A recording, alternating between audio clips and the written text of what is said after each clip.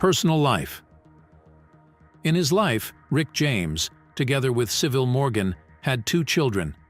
These children included their daughter Tienza James and his son Rick Jr. From the year 1982 to 1984, Rick James dated the actress by the name Linda Blair.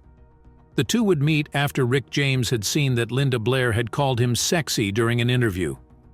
While Rick James was living in Hollywood at the Chateau Marmont, he decided that he was going to call Linda Blair and get to know the actress. It was reported that when the relationship of Linda Blair and Rick James was just beginning, Linda Blair would get pregnant, but she decided to have an abortion. In his memoir, Rick James wrote the following words: "I loved Linda, and it hurt me that she would choose to abort our child without even wanting to talk to me about it first. I still look back on her choice with sadness and wonder about our baby, and how having that child might have changed my life." The famous song by Rick James, titled "Cold-Blooded," was actually dedicated to Linda Blair. Rick James would write in his memoir saying, "It was about how Linda could freeze my blood."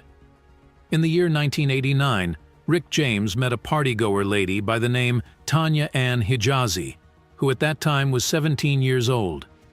In the year 1990, the two would begin a romantic relationship. 3 years later, in the year 1993, the couple would get to have a child named Tasman, who happened to be their only child. After the couple were released from prison for the assault against Mary Sauger and Francis Alley, the couple decided that they were going to get married, and in the year 1996, they got married. After 6 years in marriage, the couple decided that the marriage was not working, and so they got divorced in the year 2002. Tina Marie and Rick James were both very close to each other. The two would meet and start collaborating in the year 1979. According to Tina Marie, she and Rick James were engaged for 2 weeks.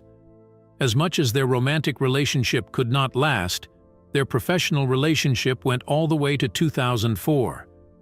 This was when Tina Marie released the comeback album titled La Doña.